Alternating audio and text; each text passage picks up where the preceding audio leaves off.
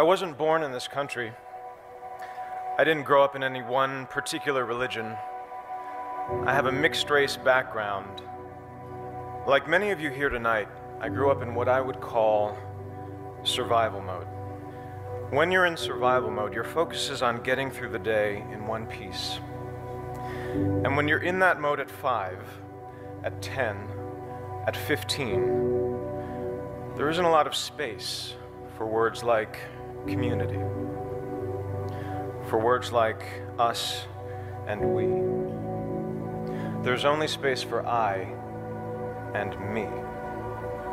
The first time I tried to kill myself, I was 15. I waited until my family went away for the weekend, and I was alone in the house, and then I swallowed a bottle of pills. I don't remember what happened over the next couple of days, but I'm pretty sure come Monday morning, I was on the bus back to school, pretending everything was fine. And when someone asked me if that was a cry for help, I say no, because I told no one. You only cry for help if you believe there's help to cry for. And I didn't.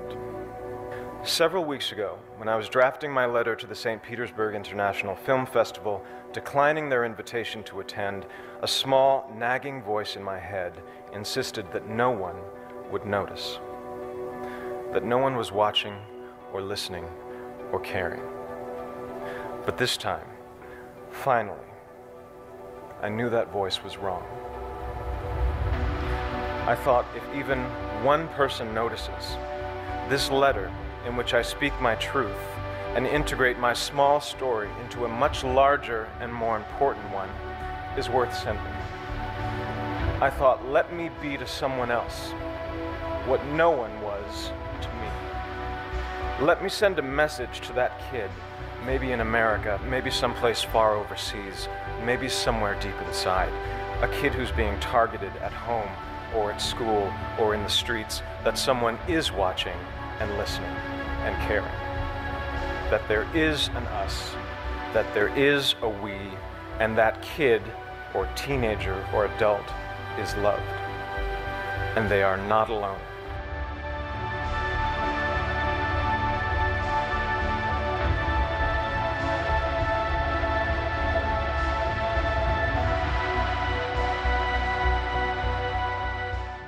네. 영상을 보시면서 많은 것들을 생각하셨을 거란 생각이 드는데, 특별히 이제 개인 MZ세대가 어쩌면 주축이 되면서 저희 나라 안에도 많은 변화가 있는 것 같습니다. 원래 우리주의, 집단주의였던 이제 우리의 문화가 점점 변화되어져가는 그런 상황들에서 세대 차이도 많이 나고, 그래서 서로 이해하지 못하는 그런 분열되어지는 시기이기도 한데, 영상을 통해서 우리가 서로 얼마나 더 많이 케어해야 되는지에 대한 중요성들을 보게 되는 것 같습니다. 예, 영상을 마음에 담아두시고 우리 자리에 다 같이 다리에서 일어나셔서 또 서로를 축복하면서 나아갔으면 좋겠습니다. 마지막으로 이 찬양하고 함께 기도하며 나가도록 하겠습니다.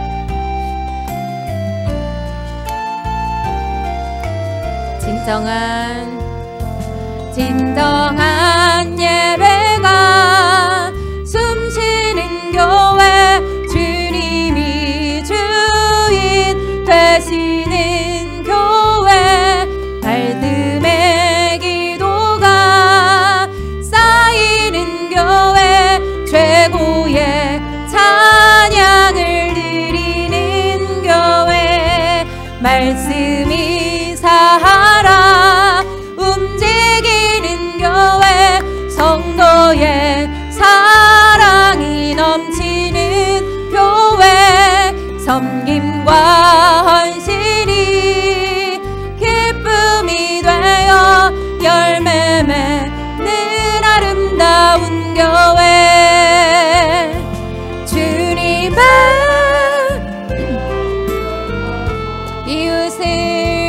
이웃을 사랑하는 교회, 주님의 영광을 위해서 빛 대신 주님 전하는 교회, 사랑의 불꽃이 활짝 피어나 날마다 사랑에 빠지는 아멘. 주께서 사랑하는 우리 교회가 이런 교회 되게 하소서. 다시 한번 진정한 예배. 하나님, 이것이 우리의 기도입니다. 하나님, 이러한 교회가 될 수 있도록 이 시간에 주의 성령으로 우리 가운데 함께하여 주시옵소서. 아버지, 마음으로 이 찬양을 기도로 올려드립니다. 찬양을 드리는 교회, 말씀이 살아 움직이는 교회, 성도의 사랑이 넘친 아멘. 섬김과 헌신이 기쁨이 되어 열매 맺는 아름다운 교회, 마음 닮아서 이웃을 사랑하는 교회, 주님의 영광을 위해서 빛 되신 주님 전하는 교회. 아멘. 주님, 사랑의 불꽃이 활짝 피어나 날마다 사랑에 빠지는 교회, 주께서 사랑하는 우리 교회가 이런 교회 되게 하소서. 주님의 마음 닮아서, 주님의 마음 아멘. 주님,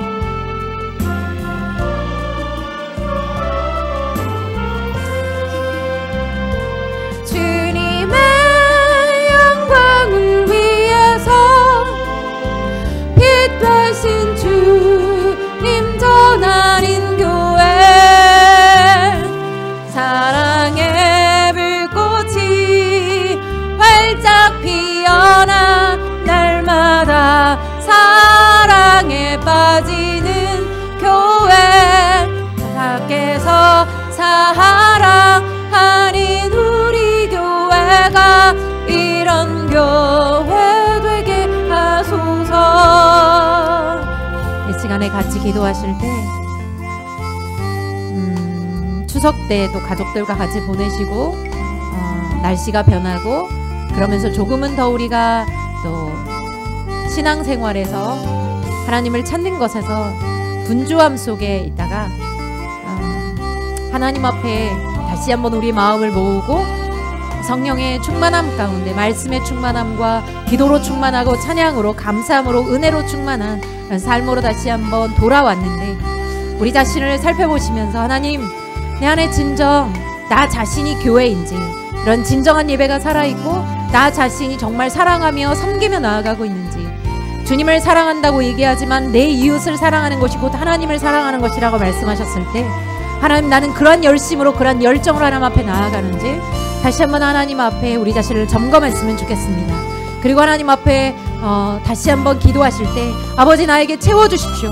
주를 향한 열정, 주님을 향한 그 마음, 그리고 주님의 마음으로 우리 가운데 채워주셔서 서로를 향한 아까 그 영상처럼 우리가 될 수 있는, 진정 나 자신의 것을 주장하고 나의 것을 원하는 것이 아니기 전에, 아버지, 우리에게 이미 충만하고 모든 것을 풍성하게 채우신 하나님께 감사하면서, 하나님, 내가 다시 한번 우리로 그렇게 나아갈 수 있도록 도와달라고 이렇게 같이 기도했으면 좋겠습니다. 무엇보다도 이 마지막 때에 우리에게 등은 있을지 모르겠습니다. 우리에게 우리의 틀은 있을지 모르겠고 종교의 모양은 있을지 모르겠지만 그 안에 기름은 떨어져 있지 않은지, 그 성령께서 과연 우리 안에 충만하게 역사해 계시는지 함께 기도하면서 나아갈 때 성령의 충만함도 그래서 같이 기도하면서 나아갔으면 좋겠습니다. 그래서 이 시간에 같이 주여 삼창하시면서 하나님 앞에 기도합니다. 주여, 주여, 주여. 하나님 아버지 감사합니다. 하나님 오늘 이 아침에 우리가 영상을 통해서도 이 찬양을 통해서도 우리가 얼마만큼 이 세대에 물들어가고 있지 않은지, 아버지 하나님이 우리가 게을러져 가고 있지 않은지, 하나님 우리가 과연 하나님을 찾고 있으며 하나님 이 세대에 좌로나 우로나 치우쳐가고 있는 많은 사람들 속에서 하나님 치우치지 않기 위하여 주의 말씀을 붙잡고 있는지, 기도하고 있는지, 하나님 우리가 하나님 앞에 더욱더 그 주의 얼굴을 구하며 하나님의 보좌를 구하고 하나님 더욱더 주님 앞에 우리 마음을 드리고 삶을 드리고 있는지 하나님 다시 한번 돌아보게 도와주시옵소서. 하나님 주의 성령께서 우리 가운데 계셔서 종교의 영이 아니라 정말 우리 가운데 주의 영, 예수 그리스도의 영, 아버지의 영께서 우리 가운데 함께 계셔서 이 마지막 때에 등불을 켤 수 있는 끝까지 그 등불을 꺼지지 않도록 기름을 충분히 가지고 있는 사람들이 될 수 있는지, 그러한 사람들이잖아요. 우리 자신을 돌아보게 도와주시옵소서. 아버지 하나님 이 시간에 우리 안에 주의 성령으로 역사해 주시도록 기도합니다. 우리의 노력으로 우리의 힘으로가 아니라 진정 날마다 성령의 인도하심 받고 하나님 우리의 날마다의 삶 속에서 길 가며 주님을 찾고 우리의 청소할 때 빨래할 때 아버지 우리가 어디에 있든지 간에 우리가 운전할 때라도 주님을 찾고 구하며 주님과 함께 예배하며 교통할 수 있는 성령의 인도하심 가운데 충만함 가운데 살아갈 수 있도록, 그래서 감사와 은혜와 아버지 하나님 주님의 성령의 충만함 가운데 말씀의 충만함 가운데 살아갈 수 있도록 주께서 역사하여 주시옵소서. 시간 한 가지만 더 기도하십시다. 우리 가족들의 구원을 위하여서 함께 기도했으면 좋겠습니다. 가족들 안에 여러분들이 가족들이 어떠한지 추석을 통하여서 또 같이 시간을 보내면서 알아갔을 텐데, 하나님 제 마음에는 솔직히 그런 마음이 있었습니다. 제가 기도했던 것들이 사실 틀렸어요. 그렇지만 그 시간들을 통해서 어떻게 기도해야 되는지 알게 됐는데, 우리가 이 시간에 가족들을 위하여서 여러분 마음 가운데 주시는 것을 따라 같이 기도하며 나가도록 하겠습니다. 같이 기도합니다. 하나님 아버지 감사합니다. 이 시간에 우리가 추석에 가족들을 보고 사랑하는 자녀들을 보고 친척들을 보았을 때 하나님 그들 안에 어떠한 모습인지, 하나님 우리가 정말 주님과 멀리 떨어져 있고 고집 피우며 우상 숭배하며 자기의 원하는 것들을 쫓아 나아갈 때 만족이 없는 그들의 삶에서, 고통 가운데 살아가는 그들의 삶에서 아버지 하나님 아픔을 보았습니다. 그렇지만 주님을 찾지 않고 떨어져 살고 있는 그들의 모습을 보았습니다. 주님의 시간에 불쌍히 여겨주시고 진정 하나님 우리가 무엇을 위하여 기도해야 될지 하나님 우리가 알 수 있도록 성령의 충만함 안에 성령의 인도하심 따라 기도하며 나아가는 저희가 될 수 있게 도와주옵소서. 그들의 삶에 하나님 고집 피우지 않게 도와주시고 세상에 있는 것들 그리고 이러한 풍조를 따라 나아갈 때 그것이 아니라 진정 성령으로 하나님께서 말씀하여 주셔서 가까이 계셔서 그들을 돌보시고 그들을 떠나지 아니하시며 역사하신 하나님을 경험할 수 있도록 그들 마음 가운데 완고함으로 나아가지 않게 도와주시고 하나님을 찾으며 나아갈 수 있도록 주께서 역사하여 주옵소서. 오늘도 그들과 함께 계신 하나님께서 그들을 불쌍히 여기사 구원하신 하나님의 능력을 보여주시고 사랑을 보여주시옵소서. 변화시켜 주옵소서. 그래서 아버지 하나님 이 땅이 변화되어지는 역사 있게 도와주시옵소서. 함께 하신 하나님 감사합니다. 늘 구원하실 하나님 감사합니다. 주님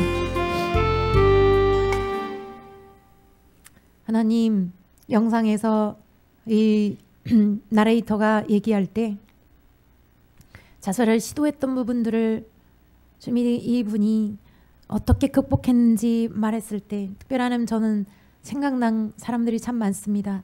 심지어 기독교인들이지만 기본적으로 자살을 생각해 본 사람들이 제 주변에 참 많이 있다는 것을 저는 잘 알고 있는데, 아버지 하나님이여 이 모든 상황들 안에 얼마나 이 땅이 우울하기도 하고 또 좌절하기도 하고 불안하기도 한 세상이라는 것을 심지어 기독교인들 안에도 많이 있다는 것을 봅니다. 과연 행복한지, 과연 만족하고 있는지, 그 이유는 우리 안에 하나님이 두신 그 공간, 하나님이 계셔야 되는 그 공간에 하나님이 계시지 않고 계시더라도 하나님과 교제가 없기 때문에 단절되어 있는 라는 삶 속에서 우리의 힘으로 해나가려고 하기 때문입니다.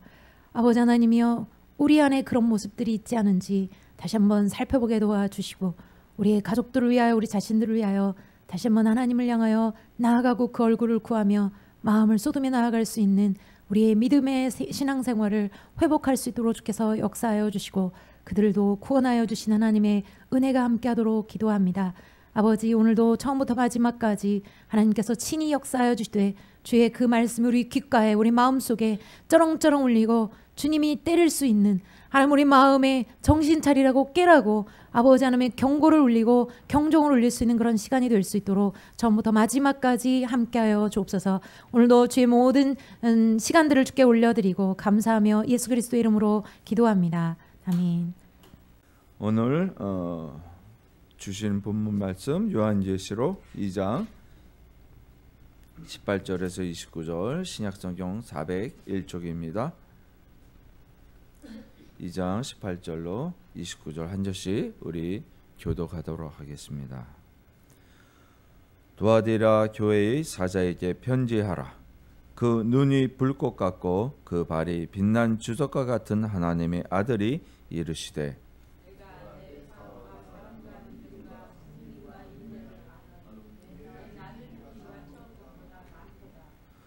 그러나 내게 책망할 일이 있노라. 자칭 선지자라 하는 여자 이세벨을 내가 용납함이니 그가 내 종들을 가르쳐 꾀어 행음하게 하고 우상의 제물을 먹게 하는도다.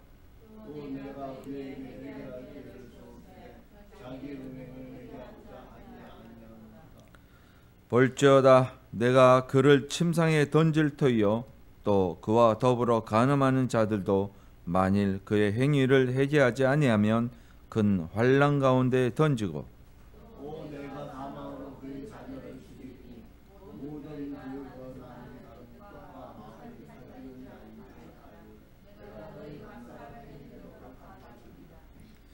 두아디라에 남아있어 이 교훈을 받지 아니하고 소위 사탄의 깊은 것을 알지 못하는 너희에게 말하노니 다른 짐으로 너희에게 지을 것은 없노라.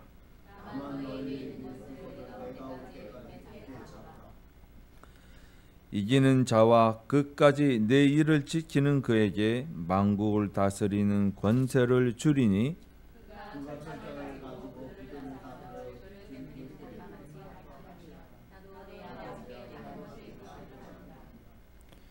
내가 또 그에게 새벽별을 주리라.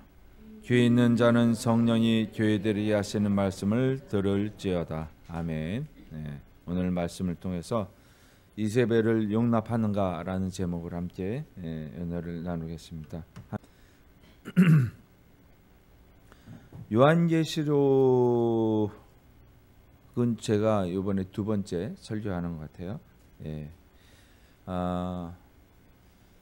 요즘 굉장히 많이 나라 안팎으로 굉장히 시끄럽죠, 그죠?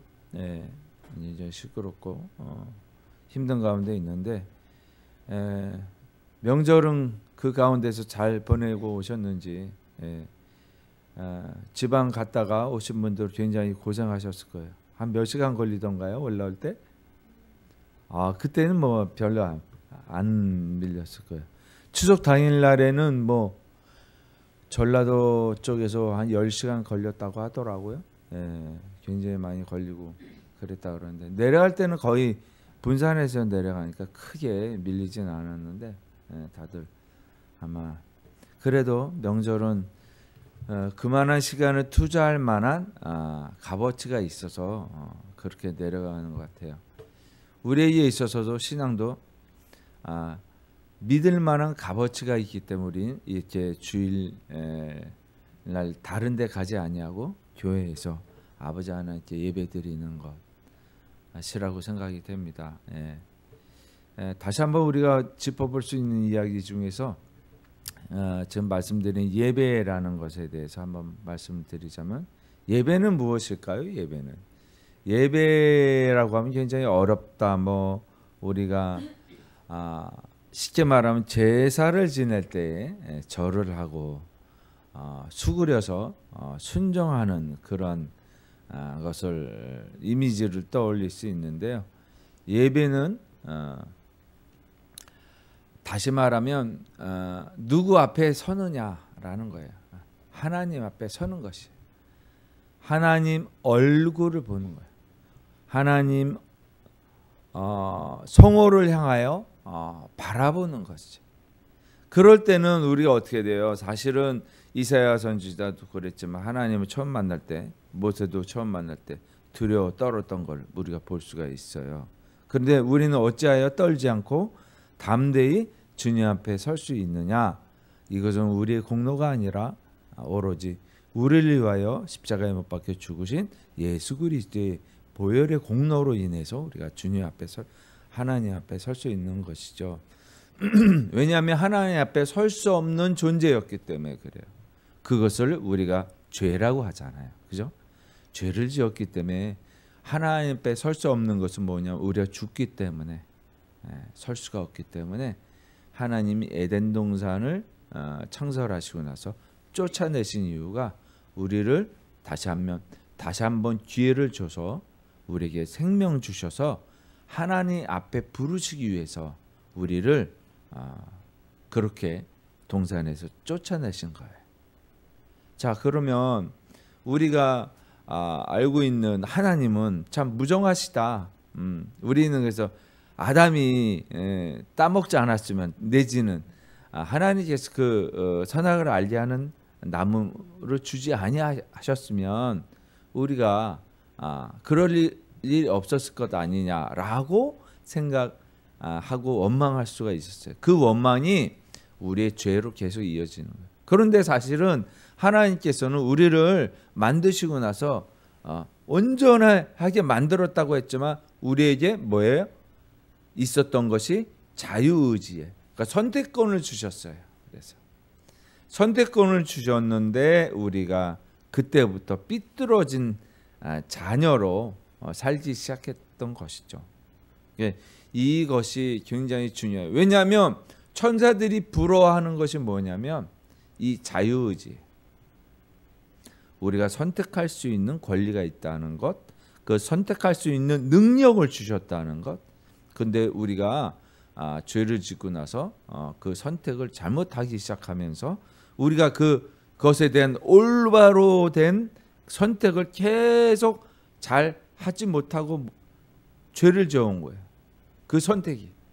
그래서 우리에게 준 자유의지는 뭐냐면, 그래서 우리가 나에게 주인이 있다, 그래서 내가 선택할 권리가 있다라고 해서 신도 바꿔버리잖아요. 오늘 이야기하고 싶은 거는 그 신을 바꿔가는 과정 속에서 어떠한 역사가 그 창세 때부터 이 계시록까지 있었는지를 살펴보려고 그래요. 이세벨은 왜 나타났는가 이렇게 볼 수가 있겠죠. 오늘 본문을 한번 천천히 우리의 신앙을 점검하면서 왜 이런 이유들이 있었는가라고 한번 볼 수가 있습니다. 지금 보시는 바와 같이 지도가 있습니다. 녹색으로 되어 있으니까 또 저렇게 제가 미리 채석을 좀 잘했어야 되는. 그래도 지도는 보이시죠? 대충. 네. 뭐 대충 보이네요. 네, 지도가 2차 무슨 여행이에요? 바울의 2차 전도 여행 때예요. 오늘 본문에서 보이는 것들이 있는데, 자, 이렇게 한번 보시면 사도행전 16장에 우리 묵상을 18장 하고 있잖아요. 그죠? 16장에 보면 이런 이야기가 있어요. 한번 교독하도록 할까요? 제가 먼저 읽을게요. 우리가 드로아에서 배로 떠나 사모드라게로 직행하여 이튿날 네아폴리로 가고,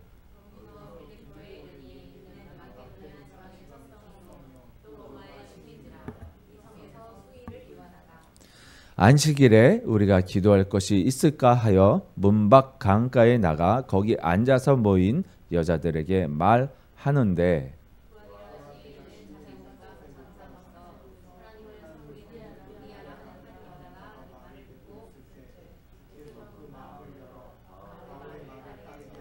다 함께요. 그와 그 집이 다 세례를 받고 우리에게 청하여 이르되, 만일 나를 주 믿는 자로 알거든 내 집에 들어와 유하라 하고 강권하여 머물게 하니라. 아멘. 그쵸? 우리가 이제 지금 보면 지도에서 보면 저 예루살렘이 지금 밑에 여기에서 이렇게 쭉 가서 선교 여행을 지금 쭉 건너서 드로아까지 왔어요. 그죠? 드로아라는 데까지 왔습니다.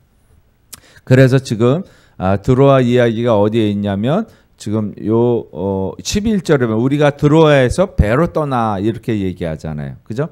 드로아에서 배로 떠나서 어디로 가냐면 사모드라게를 직행하여 사모드라게 여기 있죠. 사모드라게를 직행하여 네아폴리로 가서 첫성 마게도냐의 첫성 빌립보에 이르렀다 이렇게 얘기를 합니다. 그래서 드로아에서 바로 이제 배를 타고 이렇게 이제 빌립보로 갑니다. 여기가 빌립보죠. 그래서 이 빌립보에서 누구를 만나요? 강가에 갔는데 그죠? 문밖 강가에다가 앉아 뭐 여자들이 있었어요.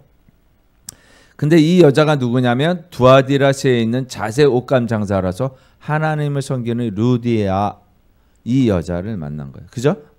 16장에 보면은 이렇게 두아디라시에 살고 있는 사람이라는 거예요. 원래. 그런데 장사를 하다 보니까 빌립보에서 만난 거예요. 예. 그래서 여기에서 빌립보에서 만났고 에베소가 여기 있는데 에베소 교회도 이제 같이 개척을 하고 그쪽에 왔다 갔다 하는 이게 다시 말하면 이쪽 지역이 이렇게 배 타고 또 내륙으로 돌아다니면서 옷감 장사 비단 옷감처럼 비싼 옷이에요. 옷감이 자색이라는 것은 그래서 저기 하는데 그러면 두아디라가 어디 있느냐? 두아디라 여기에요. 여기 있죠. 여기에요. 여기에 두아디라예요. 여기에 살고 있었다는 겁니다. 두아디라. 예. 그래서 지금 잘 아시다시피 요한계시록에서는 지금 몇 교회에게 편지를 보내요? 7교회에게 편지를 보내요. 그죠? 이 7교회에 편지를 보내는데 두아디라는 바울이 개척한 게 아니에요. 누가 개척했는지는 자세히 몰라. 근데 추측컨대 옷감 장사 루디아가 거기에 살았으니까 아마 루디아의 그 공로로 인해서 거기에 교회가 세워지지 않았는가 이런 추측을 하는 겁니다. 그렇다면 지금 요한계시록을 쓴 사도 요한은 어디에서 이 요한계시록을 쓰게 됩니까? 반모섬이라는 데에 유배되었을 때에 말년에 이제 그렇게 해서 계시록을 쓰게 되는 거죠. 그러니까 한 90년경쯤이다 이렇게 얘기를 하기도 하고 그 이유라고도 얘기하는 대체적으로 주님이 부활 승천하신 33년 이후에 이제 한 60여 년이 지났을 때 그때 상황이다 이렇게 보시면 되는 거예요. 이 요한이 살았을 때는 누가 통치하고 있었느냐면 아시다시피 네로 황제가. 그래서 박해가 본격적으로 이미 사도행전의 시작이 될 때 야고보가 순교하는 것을 볼 수가 있어요. 스데반도 순교했을 때. 그랬을 때 스데반이 순교하고 나서 이제 각 처에 흩어지잖아요. 예루살렘에서 각 처에 흩어지기 시작합니다. 이때 시작이 된 게 언제 33년이란 말이에요. 그죠? 이제 정확하게는 뭐 예수님 나이가 30세 그때부터 3년간 공생애를 하셨다. 그래서 33세로 보는데 사실은 여러 가지 고대 문헌들을 통해서 이제 봤을 때에 예수님이 그러니까 다시 말하면 헤롯이 아이들을 죽이기 시작하기 이전 헤롯이 첫째 헤롯 대왕이었어요. 그때가 뭐냐면 BC 3년 정도. 그러니까 예수님이 탄생하는 게 0년이잖아요. 그죠? 근데 이미 3년 전 정도 전에 이미 태어나셨다. 이렇게 보는 게 맞는 거거든요. 그래서 왜냐하면 그때 이미 나았을 때니까. 그래서 사실은 뭐 그거는 이제 여담인 것이고 그것이 중요한 건 아니에요. 우리의 구원과 연결된 건 아니지만 어쨌든 33년 이후에 박해가 있었죠. 그렇죠? 야고보가 죽고 그 다음에 스데반이 죽고 그러면서 각처로 흩어져요. 각처로 흩어졌을 때 예루살렘 즉 마가의 다락방을 본 교회로 삼아서 전진기지로 삼아서 거기서 모여서 있다가 잔류 세력이 남아있는 세력이 있었고 예수님의 12제자 중에서 11제자 다시 말해 사도행전에서 다시 제자를 뽑았을 때 마띠아를 뽑고 나서 12제자들이 다 흩어진 게 아니라 12제자 중에 이미 2명의 제자가 죽고 나서 10명의 제자는 다시 말하면 어디론가 흩어졌다라는 거예요. 그것이 이야기가 되는 게 뭐냐면 이제 우리가 알고 있는 예수님 옆구리에 손을 넣어보려고 했던 도마 인도에 갔었고요. 시리아 또 여러 로마 여러 군데로 흩어졌던 게 사실이에요. 그래서 우리가 알고 있는 지금 사도행전에서 지금도 이제 그 조금 전에 봤던 바울의 전도 여행을 봤지만 이 모든 이 소아시아와 유럽 대륙 쪽으로 바울이 전도한 게 아니라 이미 그때에 흩어져 있던 제자들이 많은 교회들을 개척했다라는 것을 볼 수가 있는 거예요. 그래서 두아디라도 역시 그 이전에 됐는지 아니면 루디아가 같이 합류를 해서 이제 굉장히 좀 규모 있게 자리를 잡았던 것을 볼 수가 있었다. 물론 사도행전에서 보면 바울이 이야기를 해요. 예루살렘에만 있는 것처럼 바울이 내가 이방 선교를 담당하고 있다라고 그렇게 얘기하고 자부하잖아요. 그 초기에는 그 사도 바울이 그렇게 이야기를 할 때 초기 때는 어느 정도 다시 말하면 전도 여행의 성과가 있고 자신만만한 약간의 교만이 있었던 걸로 보여져요. 그런 것을 보실 때 아니면 다른 그 제자들의 선교 활동이 활발하지는 않았지 않나 그만큼 아니면 이제 그렇게 보는 거죠.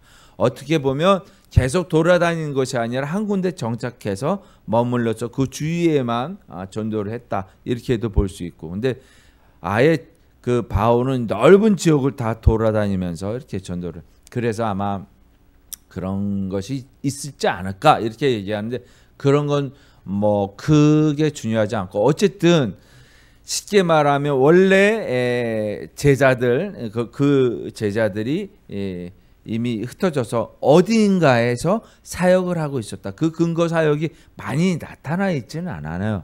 성경에도 많이 없고요. 그래서 우리가 오는 그 전승에 의해서 그것만 살펴볼 뿐이고 그 여타의 다른 그 외경이라고 하는 그런 외경이나 여러 가지 또 그 교부들의 작품들을 통해서 우리가 미루어 짐작을 해보는 것이죠. 그러니까 여기가 바로 두아디라예요. 두아디라. 이 사진에서 보는 게 아마 그 터키에서 예전에는 저렇게 이제 그 초대교회 당시에 있던 교회의 모습을 복원하지 않았는데 지금은 이제 많이 그 관광 문화 상품화하기 위해서 터키에서 투르키에서 이렇게 많이 개발하고 고고학적으로 발굴을 하는 걸로 알고 있습니다. 그래서 이 요한계시록에서 보는 본문 2장 처음에 있어서 21절까지 한번 읽어보면 이렇게 얘기가 돼요. 두아디라 교회의 사자에게 편지하라. 그 눈이 불꽃 같고 그 발이 빛난 주석과 같다. 하나님의 아들이 하나님 아들 예수님이 이르셨다. 그러니까 편지를 보내서 말씀하셨다라는 얘기예요. 내가 내 사업과 사랑과 믿음과 섬김과 인내를 아노니 내 나중 행위가 처음 것보다 많도다. 칭찬을 하십니다. 그러나 책망할 일이 있다라고 말씀하시면서 하신 말씀이 자칭 선지자라 하는 여자 이세벨을 내가 용납하니 그가 내 종들을 가르쳐 깨워 행음하게 하고 우상의 제물들을 먹게 하였다. 이세벨을 통하여 우상의 제물을 먹게 했다라는 거예요. 그 누구를 깨웠다고요? 제자들. 예수님의 제자들 자녀들을 통해서 깨웠다. 종들을 통해서 깨웠다는 거예요. 속임을 당했다라는 거예요. 이 두아디라는 곳에. 또 내가 그에게 회개할 기회를 주었을 때 자기의 음행을 회개하고자 하지 아니하는도다. 그래서 회개하지 않았다는 거예요. 지금 저 보이는 것이 뭐냐면 그 회당이 아니라 그때 있었던 두아디라 시에 있었던 바알 신전이에요. 바알 신전. 바알 신전. 바알이라는 신전이에요. 예. 그런 터가 남아 있는 거죠. 결국 여기에서 이야기하고 있는 예수님이 말씀하시는 게 뭐냐면 칭찬을 하셨다. 내 사업과 사랑과 믿음과 성김과 인내를 안다. 그리고 내 낮은 형편이 처음보다 낫다. 처음보다 더 좋았다. 근데 책망하여 꾸짖으셨어요. 또 하나. 이세벨을 용납했다는 거예요. 행음하고 우상의 제물을 먹었다는 거예요. 또 두 번째가 뭐냐면 회개할 기회를 주었으나 회개하지 않았다. 우리에게 경고를 하시는 말씀이 뭐냐면 우리에게 있어서 죄를 묻는데 죄를 지었을 때 하나님께서 회개할 기회를 주신다는 거예요. 그런데 그때도 회개할 두 번의 기회가 있는 거죠. 그럼 마지막에 또 지금 그래서 편지를 보는 거예요. 3세판. 3세판이라는 거. 우리나라 사람들도 3세판. 그죠? 가위바위보도 3세판. 그죠? 그러니까 세 번째 편지를 딱 보내서 이렇게 보내시면서 너네들이 신앙을 바로 잡으라라고 말씀하고 있다라는 거예요.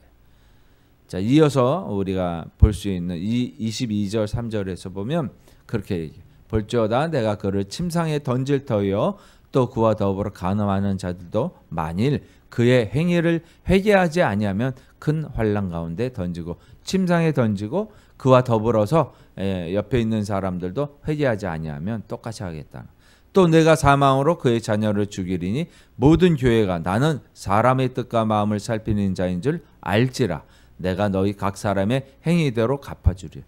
결탄코 하나님께서 시건치 아니하시는 하나님께서 주시는 말씀이라. 결탄코 갚아준다는 거예요. 사람의 행위대로 갚아준다. 너희들이 행했던 행위대로 갚아준다는 거예요. 자녀를 죽이겠다고 말씀하시는 거예요. 대를 끊겠다라는 거예요. 너희의 소망을 끊어버리겠다는 거예요. 침상에 던진다는 말이 무슨 뜻일까? 이것을 한번 볼게요. 그래서 주시는 말씀이 이게 바로 심판에 대한 말씀이에요. 그를 침상에 던질 것이다. 곧 병들기에 눕게 할 것이라는 말. 너를 병들게 할 것이고 그와 함께 간음하는 자들도 큰 환난에 던질 것이다. 이렇게 말씀하십니다. 이 마지막 경고까지 없으면 안 되는 거예요. 세 번째로 자녀들도 죽일 것이다. 완전히 멸절한다는 말씀이세요. 더 이상의 두 번의 기회는 없다는 거예요. 그래서 우리가 이사야서 6장 13절을 보면 그 말씀이죠. 그 땅에 남아있는 구루터기. 그래서 우리가 구루터기 선교회잖아. 그죠? 구루터기가 있어서 이 땅이 황폐하게 됐을 때 다시 그 구루터기에서 싹을 피우게 될 것이라는 여지를 남겨두시는 거예요.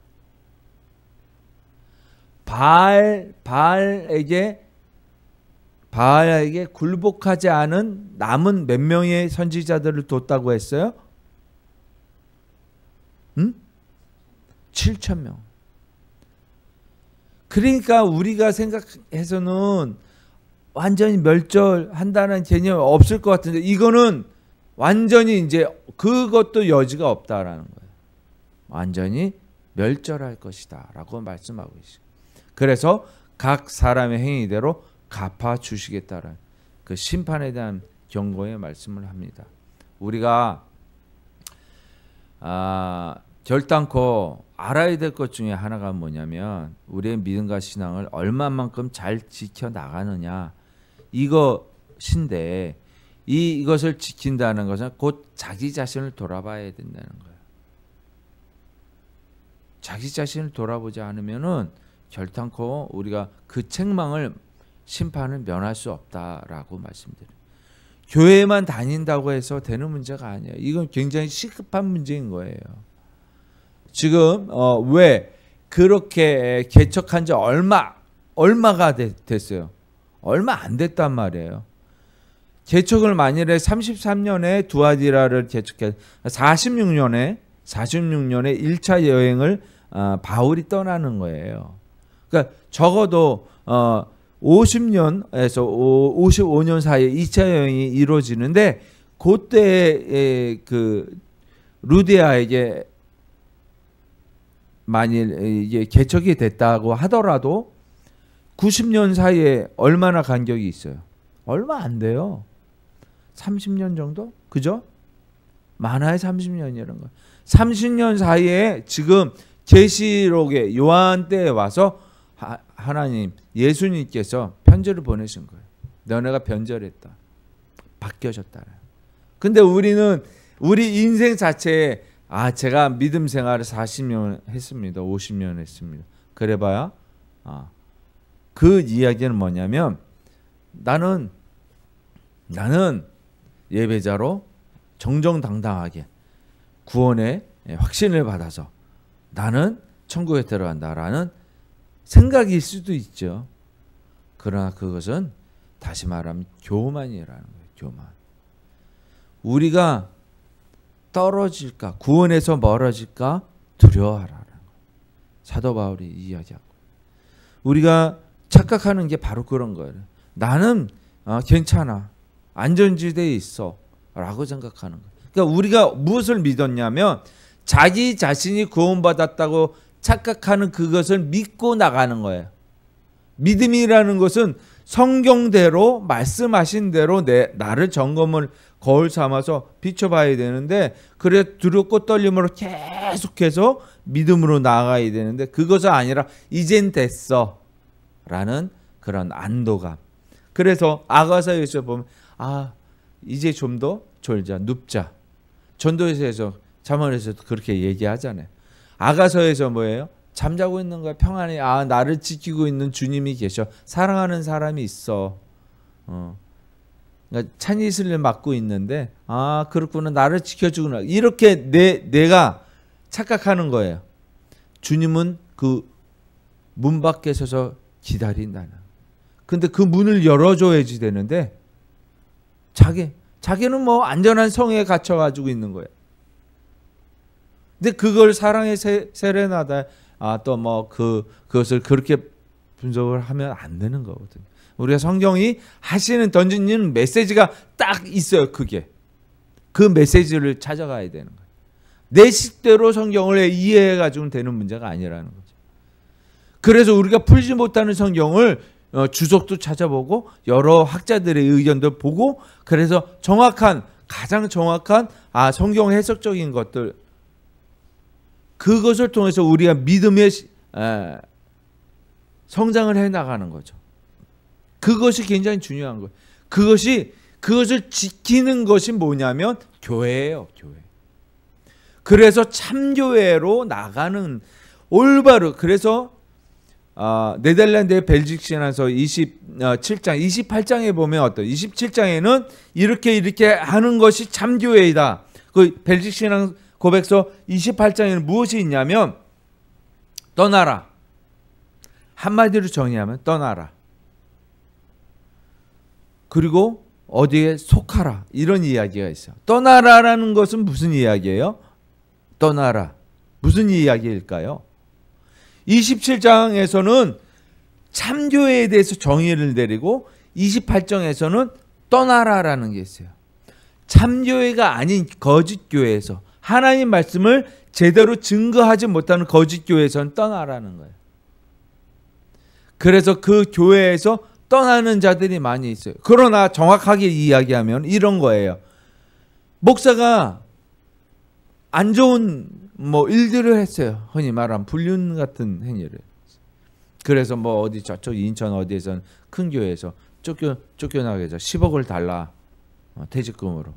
그래서 뭐 10억이 아니라 뭐 줄여가지고 9억을 줬다 뭐 이런 얘기들도 있고.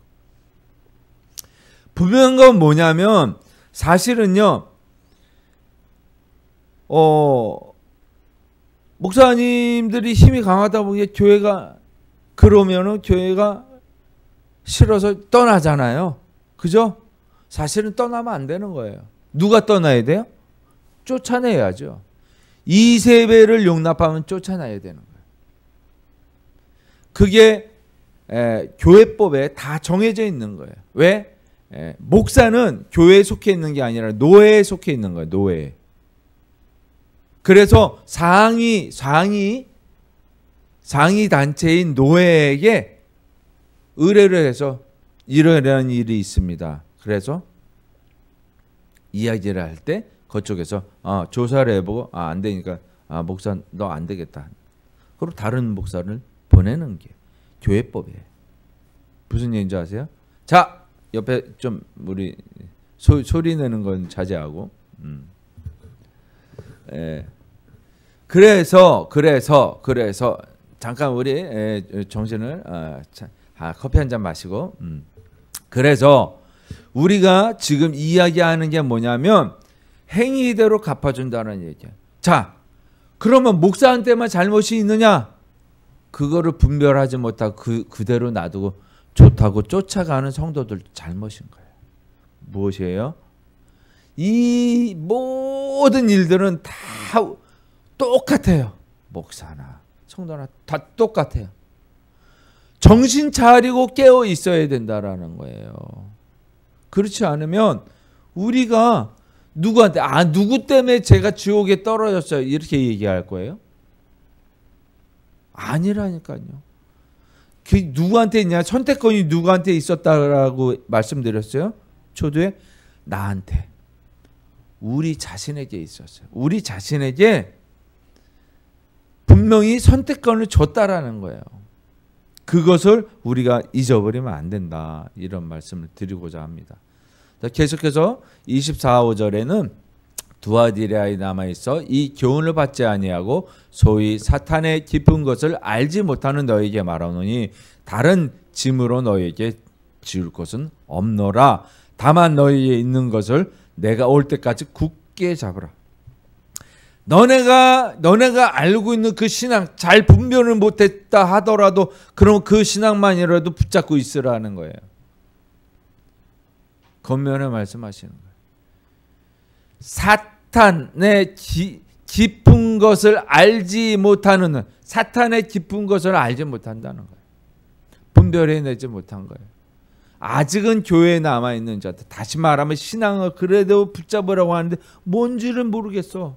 이리 휩쓸리고 저리 휩쓸리고 참교회에 다니려고 했는데 세상 법정에 서고 있는 교회 그리고 이 혼란스러운데 교회를 떠나야 될지 말아야 될지 어려운 거야.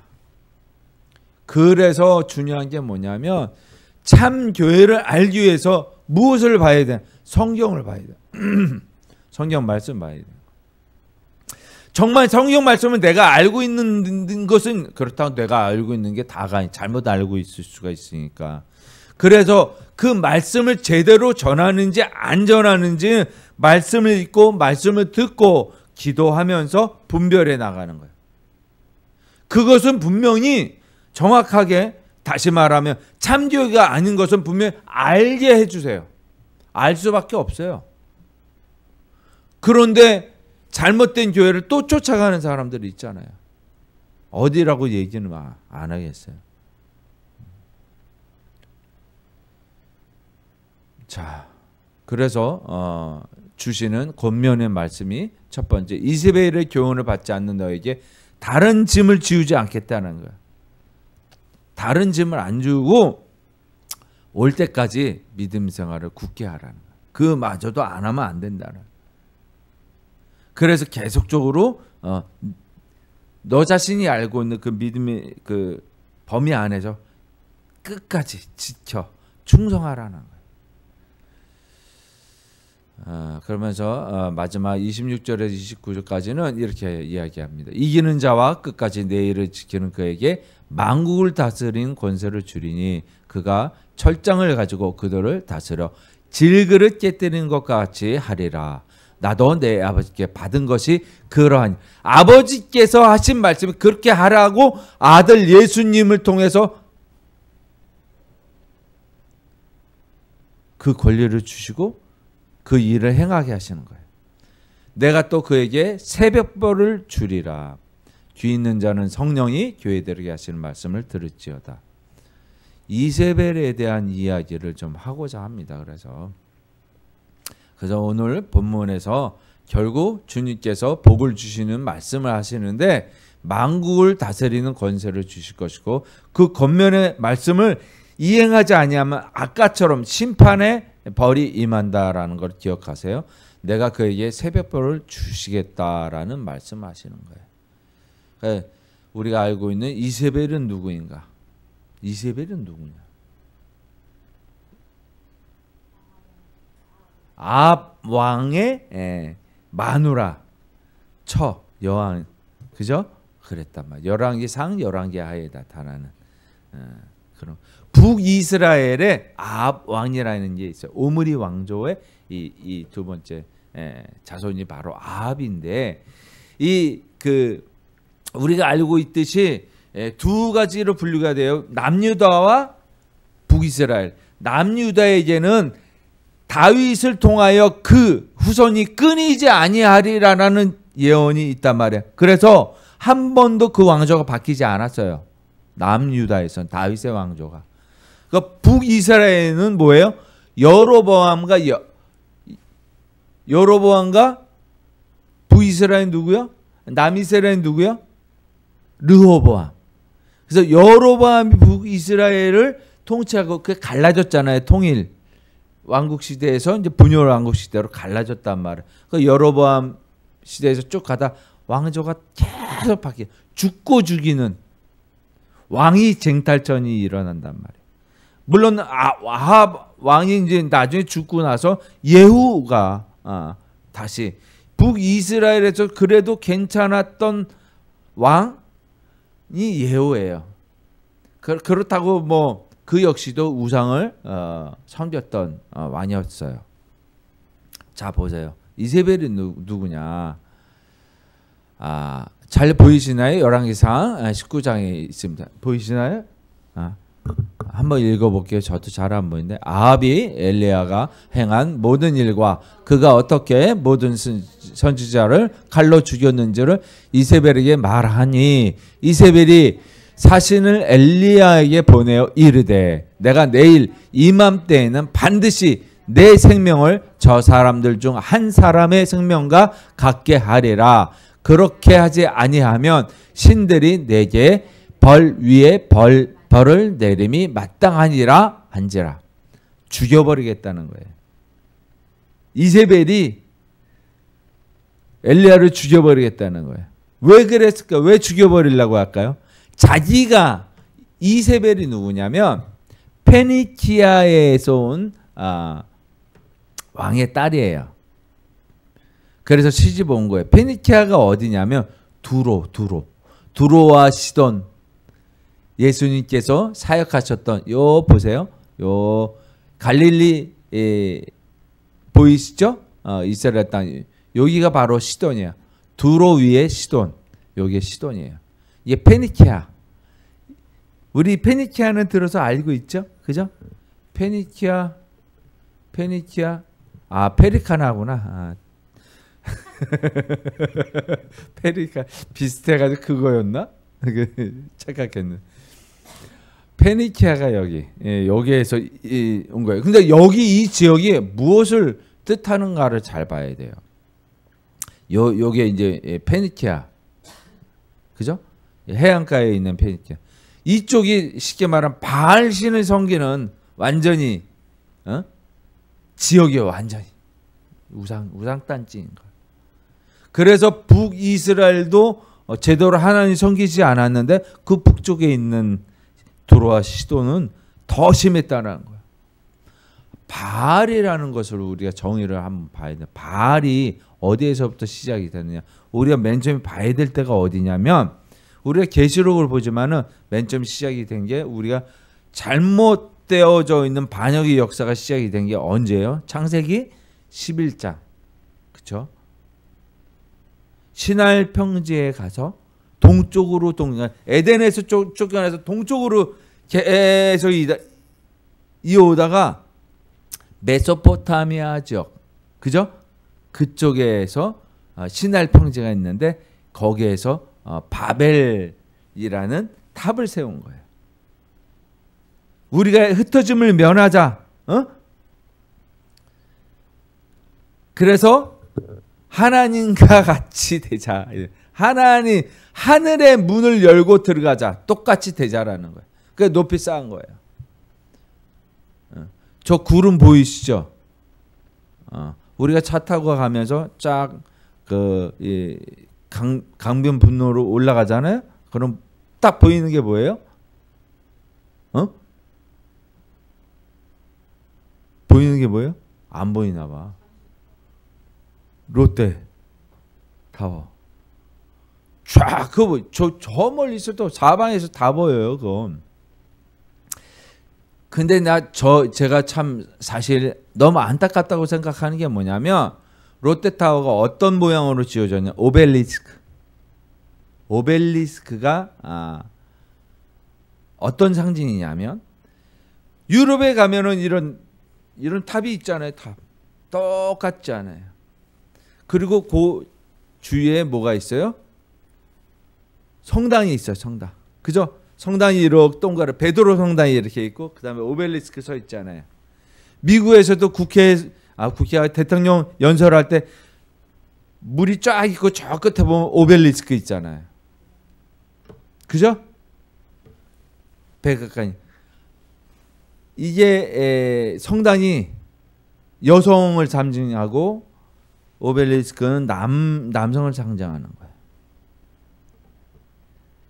그 전신이 어디서 왔느냐라는 것이 바로 여기서부터 왔다는 거예요. 지금 이것 자체가 왜 바벨론을 얘기하냐면 우리의 믿음의 조상이 누구예요? 아브라함. 아브라함이 있던 데가 어디예요? 갈대아 우루. 바벨론 사람들 이름을 어떻게 부르냐면 성경에서 뭐라고 부르냐면 갈대아인. 그 우상의 근원지서부터 그리고 인류 최초의 문명이 시작이 되었던 데가 어디다? 수메르 문명이 바벨론이지. 거기서부터 시작이 돼서 나타난 숭배 사상이 뭐냐면 여신 숭배 사상이에요. 그 우리가 알고 있는 미스 코리아 우리나라 처음으로 1등 했었잖아요. 요 전인가 뭐 몇 년 전에 누군가 하여튼간 미스 코리아에서 1등 했어요. 근데 말을 굉장히 잘하더라고요. 환경에 관한 뭐 그런 기구에서 주최하는 미스 코리아인데 뭐 환경을 보존하려면 지구 환경을 다시 하려면 모든 사람들이 이해하고 공감해야 된다. 그래서 그것을 남이 이야기하는 거 이해하고 그것을 내 것으로 받아들여서 우리가 그것에 내 개인이 다 이렇게 동참해요. 굉장히 똑똑하게 말 잘했더라고요. 그래서 1등 했대요. 이쁘긴 또 이쁘고요. 또 괜히 뭐 제가 이쁘지 않다는 게 아니라. 그 미스 코리아가 뭐냐면 여신의 상징이에요. 아프로디테 미의 여신 그 전신이 누구냐면 이슈타르. 그 전신이 우리가 알고 있는 바알의 와이프가 누구냐면 아세라. 그래서 아세라 목상을 찍어버리고 뭐 이런 얘기 많이 나오잖아요. 열왕기 상하에도. 그죠?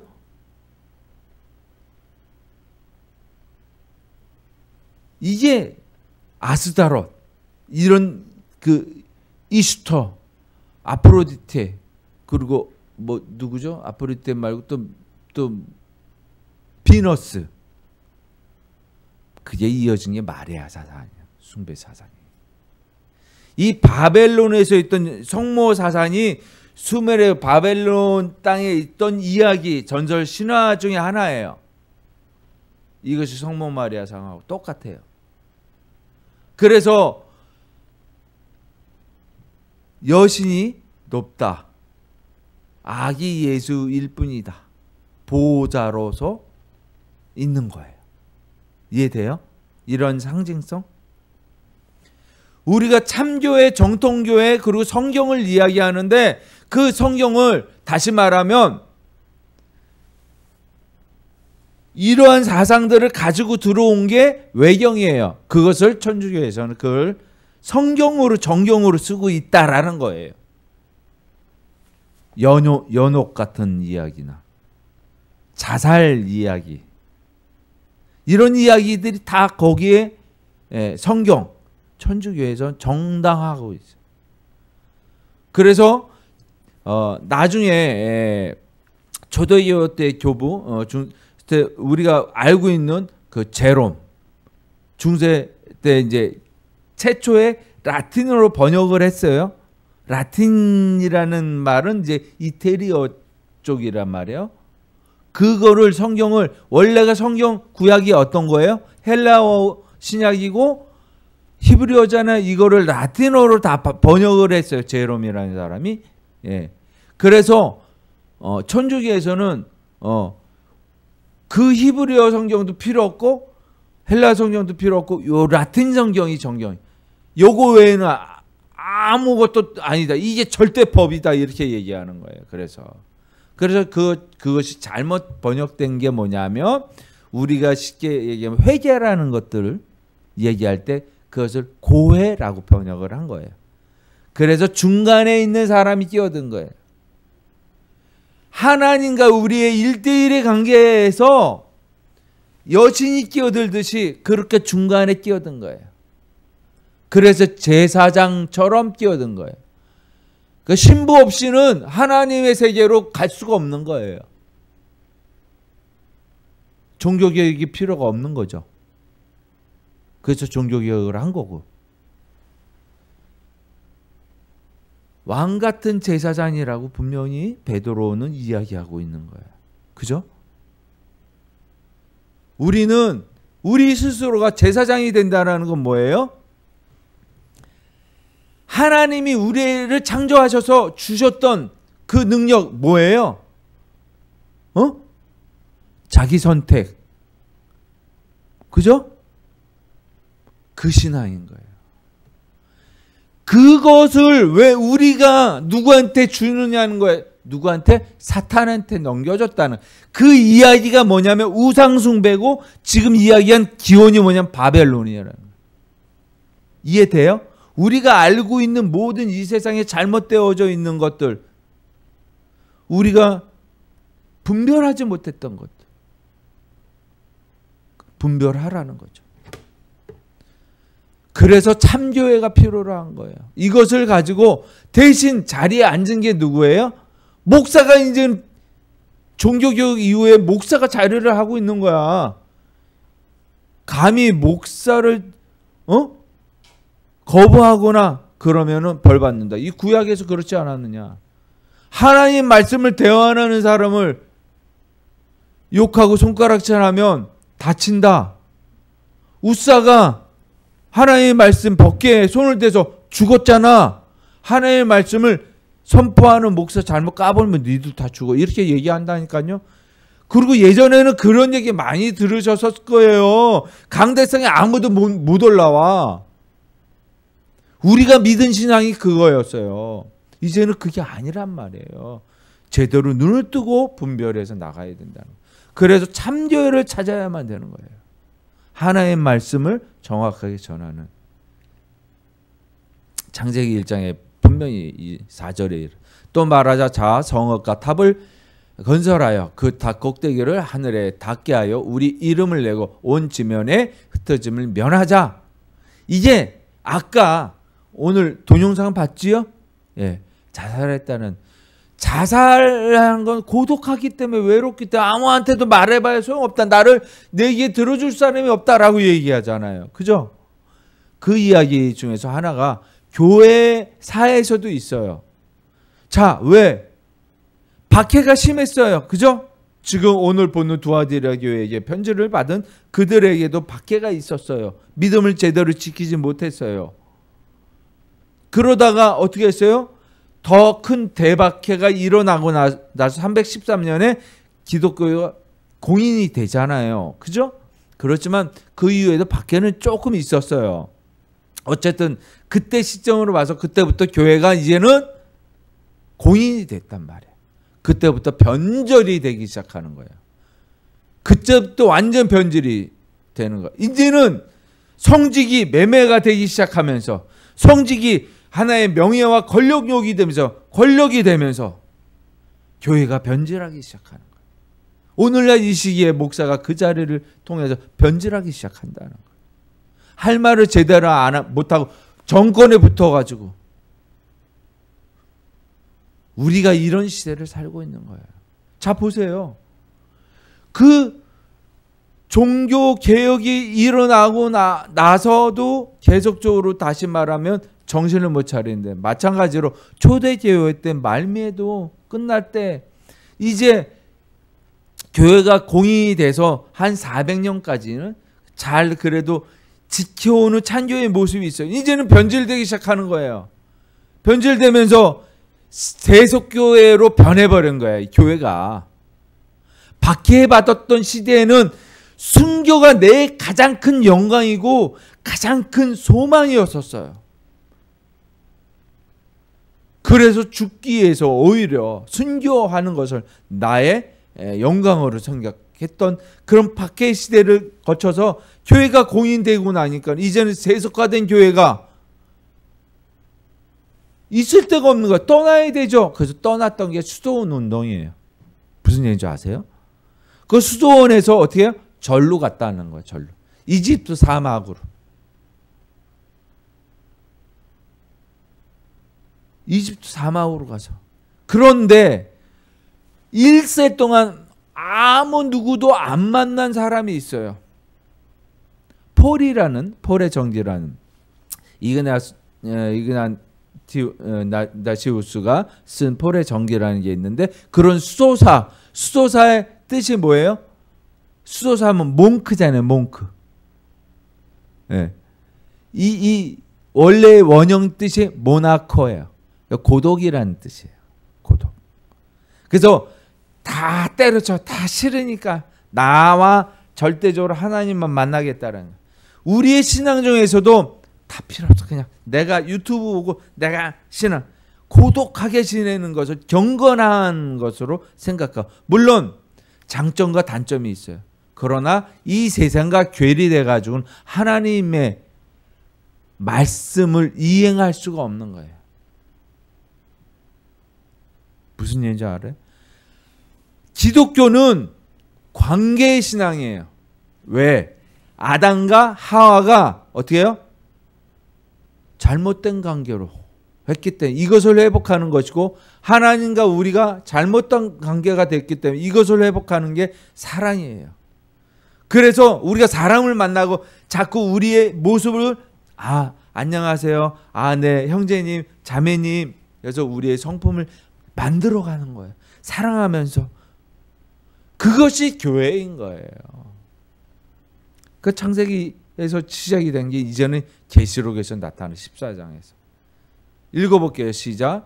또 다른 천사 곧 둘째가 그 뒤를 따라 말하되 무너졌도다 무너졌다 큰 성 바벨론이여 모든 나라에게 그의 음행으로 말미암아 진노의 포도주를 먹이던 자로다. 진노의 포도주를 먹이던 자래. 바벨론에서부터 시작된 우리의 우상의 역사들, 잘못되어져 있는 것들, 취하게 만든다는 거예요.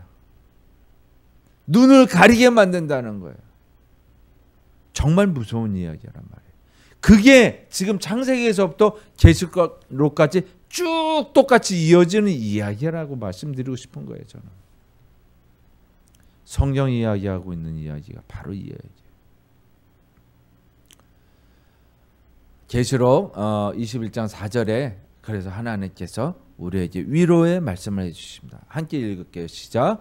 모든 눈물을 그 눈에서 닦아주시니 다시는 사망이 없고 애통하는 것이나 곡하는 것이나 아픈 것이 다시 있지 아니하리니 처음 것들이 다 지나갔습니다. 처음 것들이 다 지나갔다라는 게 뭐예요? 처음 것들이 지나갔다. 심판에 있어서 모든 일들, 처음에 지었던 모든 죄가 지나갔다는 거예요. 이 땅에 우리가 이 육체를 입고 살게 된 이유가 뭐냐면 관계의 회복이라는 거예요. 예배하기 위해서, 다시 말하면 하나님께 다시 한번 대면하기 위해서, 에덴 동산에서 우리의 예배가 바로 그것을 말하는 것이고, 이것을 위해서 우리가 알아야 될 게 뭐냐면 이 세상의 거짓 것들을 알아야 된다. 그것이 우상이라는 거예요. 그 거짓을 알기 위해서 우리가 교회에 나오는 것이고 우리가 성경을 읽는 이유인 것이에요. 저와 여러분이 그래서 끝까지 이기는 자는 복이 있다라고 말씀하신 주님의 말씀을 믿고 그 눈물을 닦아주시고, 우리가 이 땅에 살아가는 모든 어려움과 고통은 바로 나 혼자만이 살아가야 될 것이 아니라 같이 살아갈 수 있는 하나님 앞에서 주신 그 말씀을 같이 나누는 자들로 나누어서, 그 양식을 나누어서 떡을 떼는 성찬을 통해서 하나님의 생명의 양식을 나누는 것을 통해서 사랑의 관계로 회복해 나가는, 이것이 우리의 삶의 목적이자 예배인 것이에요. 우리는 하나님을 예배하기 위해서, 천국에서 하는 것은 오로지 예배밖에 없습니다. 찬양과 예배밖에 없습니다. 이 땅에서는 왜 찬양과 예배로 살지 못합니까?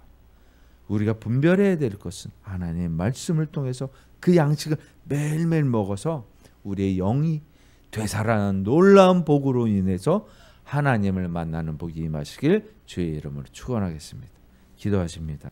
이제 다산에 이사 간 지 딱 2년째 되는 해가 돼가지고 다시 이제 그 대출을 갱신하게 됐는데 또 이제 자꾸 또 짜증날이 생겨가지고 또 지난 일을 막 후회하게 되는 거예요. 딱 처음에 대출 받을 때 이 보증보험회사 선택을 잘못해가지고 이 대환 대출이 안 된다는 거예요. 그래가지고 또 이 자꾸 이제 과거에 이런 일을 집착하면 안 되는데 자꾸 과거의 일을 집착하게 되는 거야. 내가 왜 그때 아무도 몰랐으니까, 뭐 알려준 사람이 없었으니까, 그래가지고 매달 또 쓸데없는 돈 몇십만씩 나가니까 막 짜증 나는 거죠. 그래가지고 이런 후회 이런 게 막 있어가지고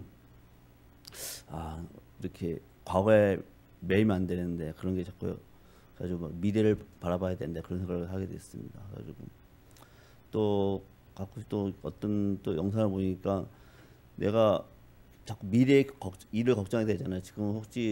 지금 다니는 직장도 말로는 뭐 힘 달 때까지 일을 하라는데 사실 그게 아니잖아. 어떻게 했지? 이렇게 만약 당장 내가 금방 두게 되면 이제 캄캄한 거예요. 그래서 정말 하나님을 의지할 수 있는가, 정말 이제 우리 이제 큰애들 뭐 결혼도 시켜야 되고 뭐 해야 되고 이런 게 막 염려가 걱정이 막 되는 거예요. 정말 10년 뒤 20년 뒤에 하나님이 내 옆에 계셔가지고 걱정이 없다가 아니고 이 옆에 가진 게 없으니까 걱정이 되는 거, 이런 게 걱정이 되는 거예요. 그래서 그러면서 이제 성경 말씀을 또 이제 보게 되는데 보면서도 걱정되는 거죠. 그래가지고 이런 정말 10년 뒤에 내가 좀 하나님이 계셔서 걱정 안 되는 그런 믿음을 가져야겠다 생각하고 성경 구절 몇 장 읽고 내려가겠습니다. 마태복음에 있는 내용인데요. 한 사람이 두 주인을 섬기지 못할 것이니 혹 이를 미워하고 저를 사랑하거나 혹 이를 중히 여기고 저를 경히 여김이라. 너희가 하나님과 재물을 겸하여 섬기지 못하리라. 그러므로 내가 너에게 이르노니 목숨을 위하여 무엇을 먹을까 무엇을 마실까 몸을 위하여 무엇을 입을까 염려하지 말라. 목숨이 의심보다 중하지 아니하며 몸이 의복보다 중하지 아니하냐. 공중의 새를 보라. 심지도 않고 거두지 않고 창고에 모아들이지 아니하되 너희의 하늘 아버지께서 기르시나니 너희는 이것들을 보다 귀하지 아니하냐. 너희 중에 누가 염려함으로 그 길 한 자를 더할 수 있겠느냐. 또 너희가 어찌 의복을 위하여 염려하느냐. 들의 백합화가 어떻게 자라는가 생각하여 보라. 수고도 아니하고 길쌈도 아니하느니라. 그러나 내가 너에게 말하노니 솔로몬의 모든 영광으로도 입은 것이 이 꽃 하나만 갖지 못하겠느냐. 오늘 있다가 내일 아궁이에 던져지는 들풀도 하나님이 이렇게 입히거늘 하물며 너희일까 보냐. 믿음이 작은 자들아. 그러므로 염려하여 이르기를 무엇을 먹을까 무엇을 마실까 무엇을 입을까 하지 말라. 이는 다 이방인들이 구하는 것이라. 너희 하늘 아버지께서 이 모든 것이 너희에게 있어야 할 줄을 아시니라. 그런즉 너희는 먼저 그의 나라와 그의 의를 구하라. 그러면 이 모든 것을 너희에게 더하시라. 그러므로 내일 일을 위하여 염려하지 말라. 내일 일은 내일이 염려할 것이요 한날의 괴로움은 그날의 족하리라. 아멘.